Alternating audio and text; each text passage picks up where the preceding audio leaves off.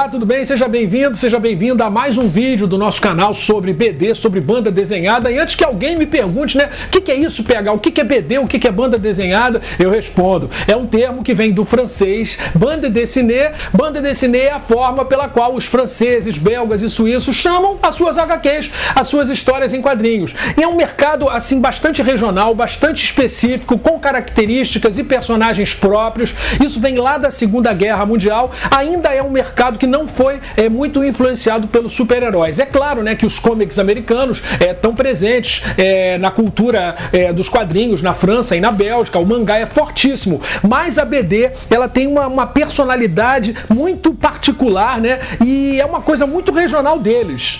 Então hoje tem uma BD que eu recebi recentemente através do desenhista Regric, um artista francês que trabalha inspirado em grandes artistas da linha clara, como Hergé, o criador de Tintin, e Bob Demure, o pai de Barrely. Mas o Regric, ele já desenhou e continua também fazendo álbuns de Le Franc, herói criado originalmente por Jacques Martin, como Noël Noir, L'Éternel Shogun, L'Enfant Staline, Cuba Libre e O Homem-Pássaro. E ainda teve esse daqui, Été Indien pour la Mini, Verão Indiano para o Mini, publicado pelas edições Paquet, que eu também guardo na coleção.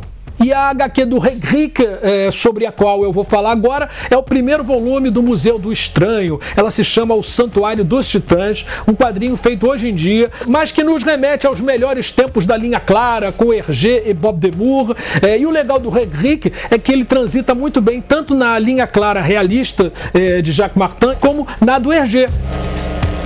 O Santuário dos Titãs é uma BD em capa dura que saiu em outubro de 2018 pelas edições du Longbec. Ela tem 52 páginas e conta uma história que se passa em 1954, recheada de ingredientes fantásticos e de ficção científica. A aventura começa em Paris durante um rigoroso inverno, quando um museu está para ser inaugurado com peças do explorador M. Rocas, desaparecido há tempos na América do Sul. O material foi doado por sua filha. O dono do museu é o senhor Penot, que também é o proprietário de uma famosa marca de automóveis francesa. E para a abertura do local, uma curiosa imprensa é convidada para um coquetel que atravessa a madrugada. Depois que os repórteres vão embora, dois funcionários do museu, Victor Galopin e Elsa, resolvem continuar a catalogar as peças e um robô a vapor falante é descoberto por eles, assim como um osso fêmur que teria pertencido a um ser de mais de 4 metros de altura. Enquanto isso, o senhor Penot, o dono do museu, resolve organizar uma expedição à América do Sul como golpe publicitário para visitar as ruínas em que todo esse acervo, o acervo do museu, foi achado no passado por M. Rocas. Tá aí então um quadrinho retrô, que foi todo feito pelo Regric, com exceção das cores, realizadas por Loli e Rala Marin. E agora nós vamos ter a honra de receber o próprio Regric, que vai bater um papinho com a gente. Et voici Regric qui répondra à quelques questions à propos de sa carrière et à propos du musée de l'étrange, le sanctuaire des Titans. C'est un honneur pour nous de vous recevoir parmi nous, Regric. Merci de bien vouloir nous accorder cette interview. Bien, bonjour PH et merci pour ton invitation. Pourriez-vous nous dire quand vous avez décidé de devenir un dessinateur de BD? En fait, depuis mon plus jeune âge, j'ai toujours voulu faire de la bande dessinée. En fait, j'ai commencé vers 7 ans, vers l'âge de 7 ans. Et j'ai toujours à partir de là dessiné, fait des petites histoires, toujours du dessin pour raconter des histoires, pas vraiment du dessin comme ça de paysages ou des portraits, des choses comme ça. Non, vraiment des petites bandes dessinées. Et au début même, je décalquer les dessins de mes auteurs favoris. J'ai décalqué des dessins de Spider-Man et par la suite des dessins de Tintin, etc. Je changeais les bulles et je racontais une nouvelle histoire à l'aide de dessins retracés. Voilà, donc c'était mon petit bricolage à moi au début. Et puis voilà, j'ai continué, j'ai évolué, j'ai progressé. Mais voilà, c'est une envie que j'ai toujours eue depuis mon plus jeune âge, être dessinateur de bande dessinée. Vous avez été stimulé par Bob Demmour lui-même et avez passé en 2003 un test réalisé par Jacques Martin pour dessiner Les Voyages de Lefranc. Comment ces deux auteurs ont-ils influencé votre carrière et votre style? Ben oui, en fait, en 2003, j'ai pris contact avec Jacques Martin en lui proposant ma collaboration. Et j'ai eu la réponse, la très belle surprise de recevoir une longue lettre de lui m'expliquant le concept des voyages de Lefranc. Il était question de raconter l'histoire de l'aviation et aussi l'histoire de l'automobile dans un premier temps. Donc j'ai fait un test et ça s'est bien passé, il a été convaincu et on a pu commencer à travailler ensemble.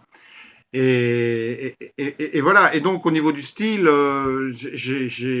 c'était vraiment, enfin travailler avec Jacques Martin, pour moi c'était presque une évidence puisque j'ai toujours travaillé dans ce style de dessin dit école de Bruxelles.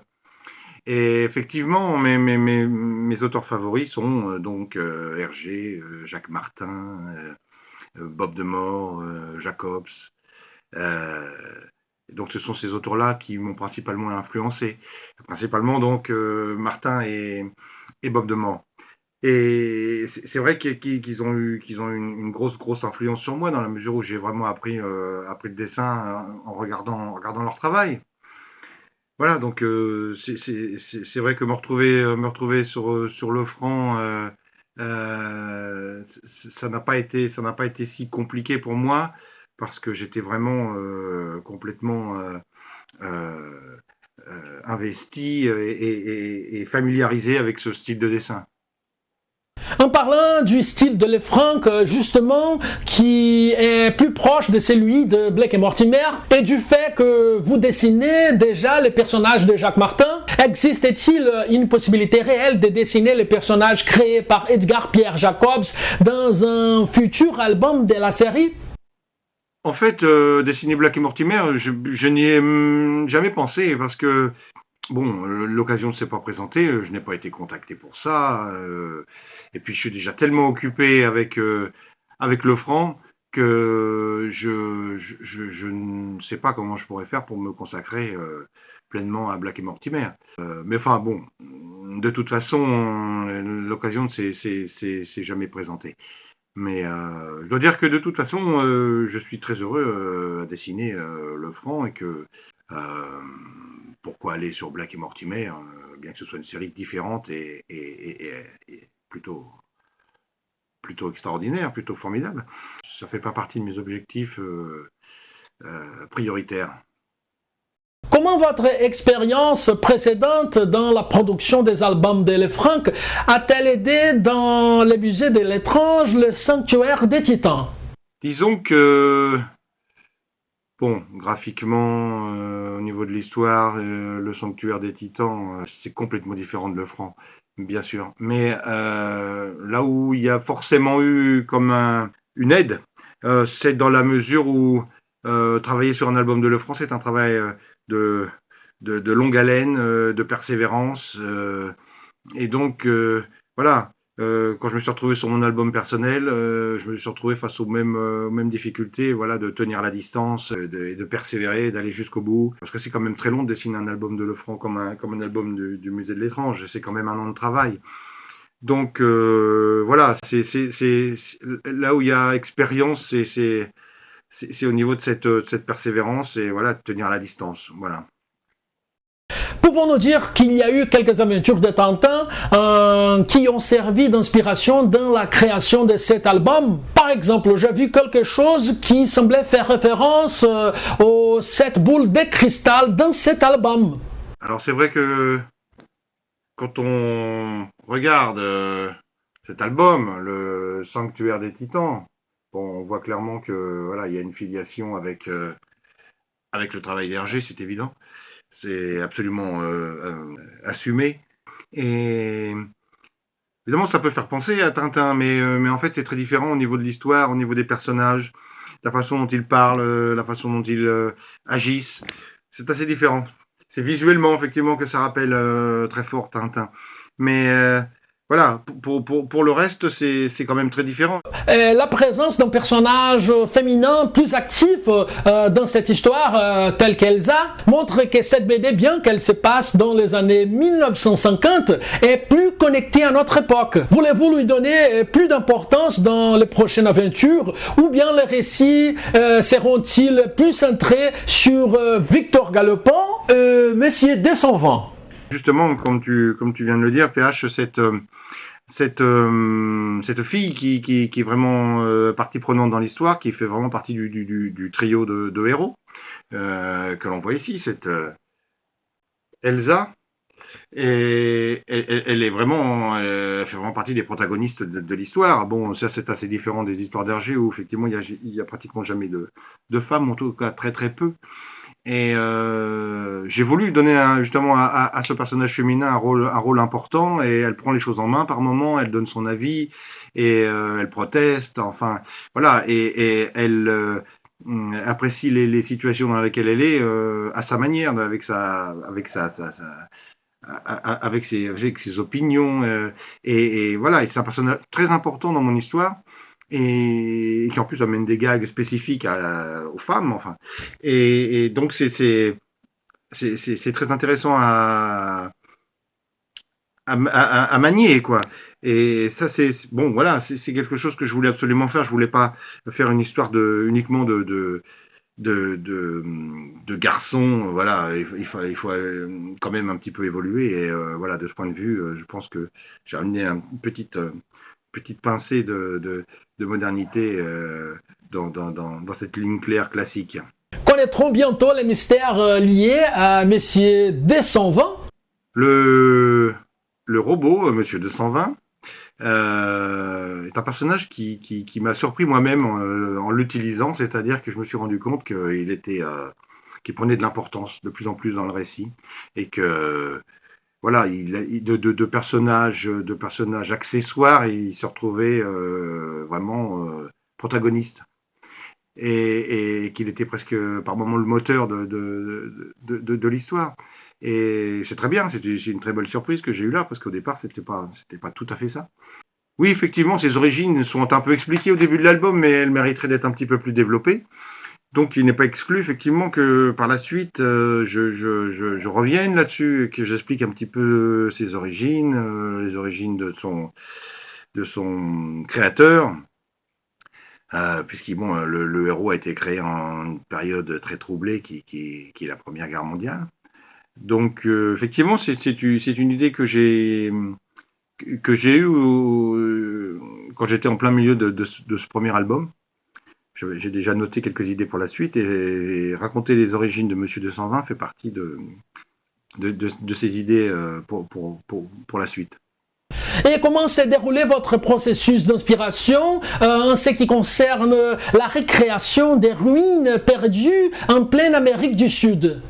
Alors pour toute la partie sud-américaine de l'histoire, bien que ça se passe dans un pays imaginaire, je me suis bien sûr inspiré de pays existants. Et pour les sites archéologiques, pour l'architecture de ces ruines là, que l'on voit, je me suis inspiré de plusieurs choses, enfin du Machu Picchu, de Teotihuacan, du site de Pumapunku sur les bords du lac Titicaca en Bolivie. Donc voilà, c'est ce que l'on voit dans l'album, c'est en fait une sorte de mélange de plein de sources documentaires qui font que voilà, j'ai recréé un lieu qui est original, mais qui effectivement s'inspire d'endroits que l'on peut visiter encore aujourd'hui dans certains pays d'Amérique du Sud. Comment avez-vous fait pour ajouter une touche de science-fiction, des extraterrestres et un sentiment apocalyptique à propos de notre venir sur Terre à une aventure classique dessinée dans le style ligne claire? Et bien ça, je tenais beaucoup à introduire cette dose de fantastique dans mon histoire, qui commence d'une manière tout à fait dans un type aventure tout simple et qui ensuite va vers quelque chose de plus ésotérique et plus fantastique. Ça, c'est quelque chose que je voulais surtout placer sur la fin pour amener une sorte de surprise. Et aussi, je tenais à cette idée sur l'avenir de l'humanité et la façon dont l'être humain se comporte sur la planète. Et voilà, je tenais à cette espèce de petite morale à la fin de l'histoire. Morale sans prétention, mais enfin, quand même, une petite parabole sur l'humanité. Donc, voilà, je pense que ça amène une bonne dose de surprise sur la fin du récit. Donc ça, voilà, je pense que c'est un point positif. La série Le Musée de l'étrange devrait comporter combien de volumes? Alors, la série du Musée de l'étrange est prévue pour être développée sur de nombreux albums, on l'espère tous, l'éditeur y compris. Mais bon, voilà, à chaque jour suffit sa peine. Et je suis déjà en train de travailler sur un deuxième épisode. Mais bon, il faudra un petit peu de temps encore pour que ça sorte. Mais effectivement, j'espère pouvoir développer cet univers parce qu'il y a pas mal de personnages, il y a un grand potentiel d'histoire. Donc j'espère pouvoir faire plein d'histoires du Musée de l'étrange parce que ça m'amuse beaucoup. Aimeriez-vous que cette BD ou d'autres de vos ouvrages soient publiés ici au Brésil, un pays de plus en plus intéressé par la BD européenne? Oui, bien sûr, j'adorerais que cette bande dessinée soit publiée au Brésil.